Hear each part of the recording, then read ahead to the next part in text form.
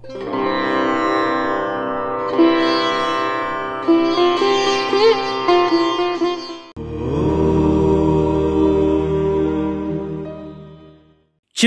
में पग पग आकर्षण है और पल पल सम्मोहन। चारों ओर विंध्याचल के रूप में आश्चर्यों की पहाड़ी है, तो मंदाकिनी के रूप में मां गंगा की प्रतिष्ठा। जैसे नर्मदा का कंकर कंकर शंकर है, वैसे ही यहां हर स्थल भगवान श्री राम, माता जानकी और लक्ष्मण के पावन स्पर्श से अभिमंत्रित है।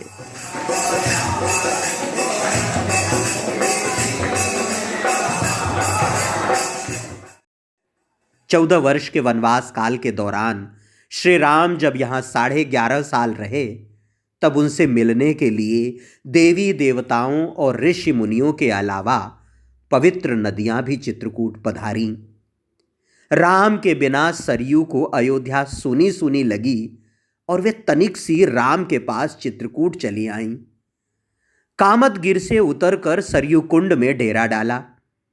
ऐसे ही दक्षिण भारत की गंगा कही जाने वाली गोदावरी छिपते छिपाते राम के दर्शन करने महाराष्ट्र की त्रयंबक पहाड़ी से चित्रकूट पहुंची और कहलाईं गुप्त गोदावरी। विंध्य पर्वत के इसी शिखर पर उन्होंने गुप्त रूप से जन्म लिया और नीचे उतरकर पुनः गुप्त हो गईं।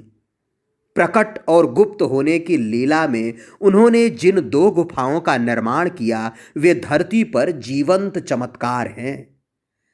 विंध्याचल की कोख में बने इस शिल्प संसार पर सम्मोहित हुए बिना कोई रह नहीं सकता। जैसे मां अपने शिशु को बुरी नजर से बचाने के लिए आंचल में छिपा कर रखती है, उसी तरह विंध्य पर्वत ने इन दोनों गुफाओं को छिपा कर रखा है। लगभग 10 लाख वर्ष पहले प्रकृति ने अपनी इस कृति को इसलिए तैयार किया था कि एक दिन अयोध्या के राजकुमार सन्यासी बनकर सपत्नीक यहाँ आएंगे और उसका सत्कार स्वीकार करेंगे। राजमहल छोड़कर आने वाले दशरथ नंदन को शिला शिल्प से तैयार इस प्रासाद का अनुपम उपहार भेंट करेंगे। चित्रकूट के रामघाट से तकरीबन 20 किलोमीटर दूर है गुप्त गोदावरी। दुकान, मकान, गांव गिरांव पार करते हुए जब इस धाम पर आते हैं, तो यह सर्वथा अकल्पनीय होता है कि हम प्रकृति के किस स्वरूप से साक्षात्कार करने जा रहे हैं।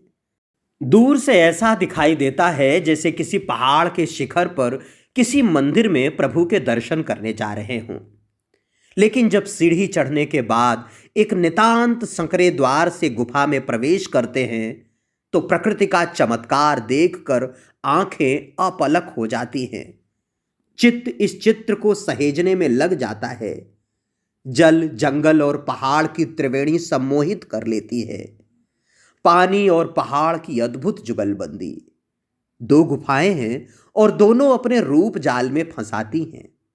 पानी की धारा और पत्थरों के बीच अपना सौंदर्य दिखाने की अकथनीय प्रतिस्पर्धा करती हैं, जैसे कुदरत के मंच पर दोनों का कैटवॉक चल रहा हो। जैसे विंध्य पर्वत ने अपने शिला शिल्प और जल चित्रों की प्रदर्शनी लगा रखी हो। सूखी गुफा कहने भर के लिए सूखी है। जब हम इस गुफा का पथरीला सौंदर्य देखते देखते मुग्ध हो जाते हैं, तब यह अभिमंत्रित करके जल हमारी ओर फेंकती है और कहती है, पगले, अगले दृश्य को भी देख। एक ही जगह ठहर जाएगा तो फिर सौंदर्य का छिपा हुआ अद्भुत संसार देखने को कहां पाएगा। शिलाओं के जिस आसन पर श्री राम कभी बैठते रहे होंगे, वहां अब कंक्रीट की मूर्तियों से सजा राम दरबार है। कितना अच्छा होता कि प्रभु की मूर्ति भी विंध्य पर्वत के किसी शिलाखंड से तैयार की गई होती और उसकी प्राचीनता पर भी समय ने लाखों वर्ष की मुहर लगाई होती। लोग पूरी आस्था से यहां शीश नवाते हैं और त्रेता के राम का स्मरण करते हैं।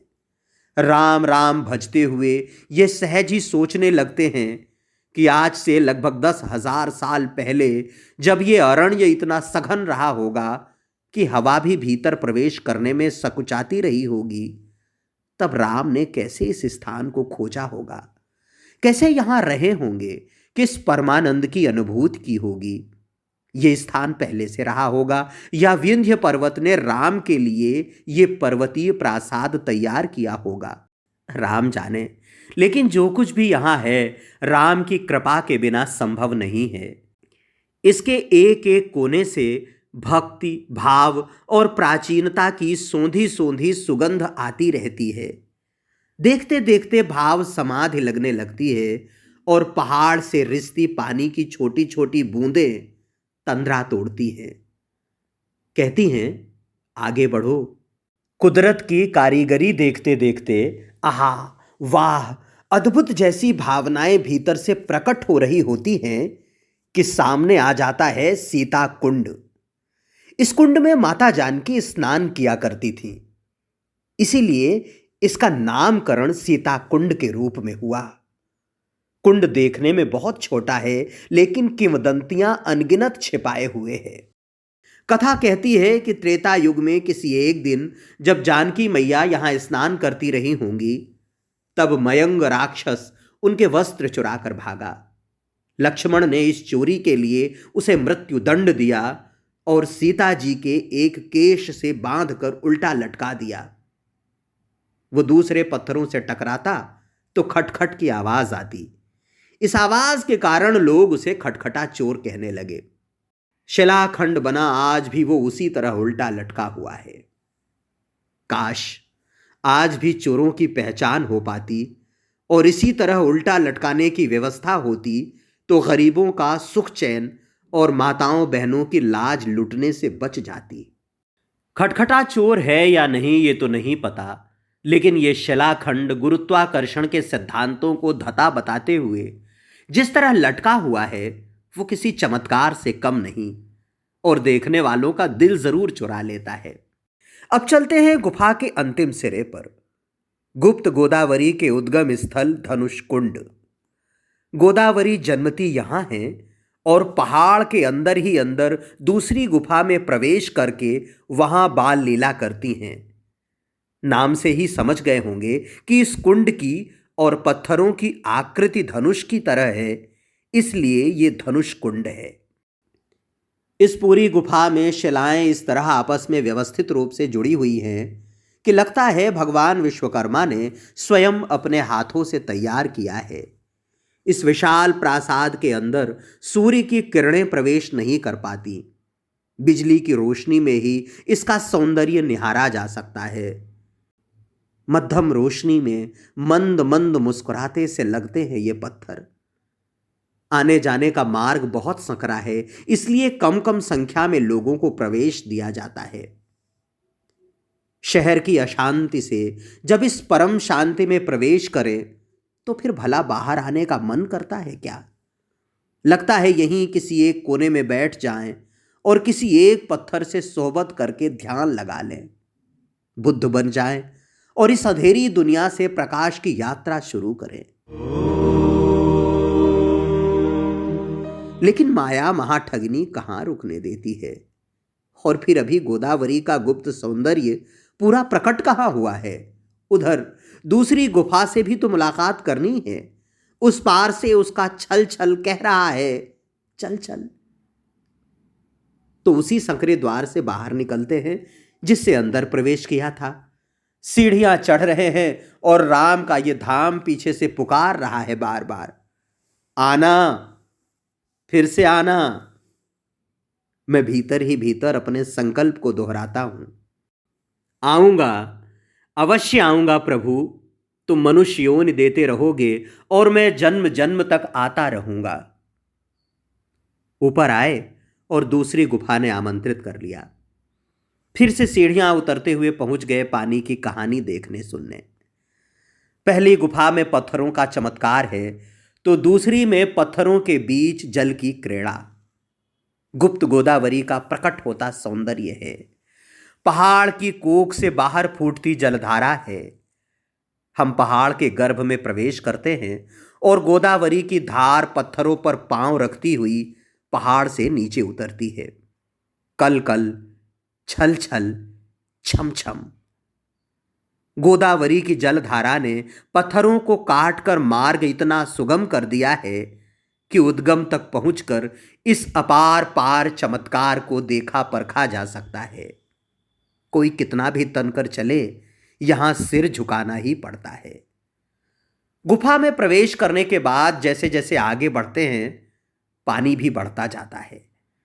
घुटने तक की धारा कमर तक आने लगती है। पत्थरों में पांव फिसलने लगते हैं। जिनका मन कच्चा होता है थोड़ा डोलने लगता है कि अब आगे नहीं जा पाएंगे, लेकिन पक्के मन वाले आगे बढ़ते रहते हैं। उन्हें देखकर कच्चे भी पक्के हो जाते हैं। और हां, अगर आप ये जानना चाहते हैं कि गुप्त गोदावरी तक कैसे पहुंचे, चित्रकूट में कहां ठहरें, तो चित्रकूट दर्शन वाला हमारा वीडियो आपकी मदद करेगा। लिंक डिस्क्रिप्शन में है, देख सकते हैं। चलते जाइए तो एक बिल्कुल छोटी सी गुफा के पास पहुंच जाएंगे, जहां पर गुप्त गोदावरी पहाड़ों की कारा तोड़कर धारा के रूप में बाहर निकलती हैं। पहली गुफा में गोदावरी को कुंड के रूप में देखा था। यहां प्रवाह के रूप में मुलाकात होती है। नदी बहती हुई ही लुभाती है। बहने में ही उसका जीवन, यौवन और सौंदर्य है। कुंड में वो गर्भस्थ लगती है। यहां से अब आगे मार्ग नहीं। गोदावरी के साथ ही हर हर गंगे कहते हुए लौटना पड़ता है। हम धारा के साथ बाहर निकल रहे थे और हमारी ही तरह उत्सुक आंखें भीतर प्रवेश कर रही थीं। हम गोदावरी का बचपना देख रहे थे और कई बच्चे अपने माता पिता की अंगुली पकड़े गोदावरी को देख रहे थे। ऐसा बरसों बरस से हो रहा है। इसे निहारते हुए जाने कितने बचपन बुढ़ापे में बदल गए, जाने कितने जन्मों ने पुनर्जन्म की कहानी लिख दी। नदी के घर बहुत देर नहीं रहा जा सकता। नदी के साथ बहुत देर तक बहा भी नहीं जा सकता। इस गोदावरी की तरह स्वयं ही न तो प्रकट हुआ जा सकता और न ही स्वयं गुप्त हुआ जा सकता। हालांकि सच यही है कि हमें न तो अपने जन्म लेने का पता है और न अचानक चले जाने का। गुप्त गोदावरी की यह धारा विंध्य पर्वत से नीचे उतरती है और थोड़ी ही देर दर्शन देकर फिर गुप्त हो जाती है। जैसे जीवन पानी केरा बुलबुला है, ठीक उसी तरह यहां पानी का जीवन है। या तो इस चमत्कार को नमस्कार करके आगे बढ़िए, या फिर वैरागी होकर इसके घाट पर बैठ जाइए। कोई पत्थर होकर, कोई पेड़ होकर, या इस गोदावरी की धारा होकर इसमें अदृश्य हो जाइए। इसका हिस्सा बन जाइए। राम के साथ राम हो जाइए। गोदावरी भले ही पुनः गुप्त हो गई, हमें चलना होगा किसी नए ठिकाने की ओर, किसी नई यात्रा की ओर, यात्रा के बहाने अपनी खोज करने। अगर आप भी हमारे साथ इसी तरह शब्द, दृश्य और दर्शन की अंतर यात्रा करना चाहते हैं, नई तीर्थ यात्रा का हिस्सेदार बनना चाहते हैं, तो इस चैनल को सब्सक्राइब कर लें, लाइक शेयर करें, संदेश संदूक अर्थात कमेंट बॉक्स में अपनी प्रतिक्रिया ज़रूर दें। आपका साथ हमारा साहस और हमारी ऊर्जा है। शीघ्र ही मिलते हैं कहीं और, किसी और ठौर। जय कामतानाथ की, जय चित्रकूट धाम। हर हर गंगे गोदावरी नर्मदे हर।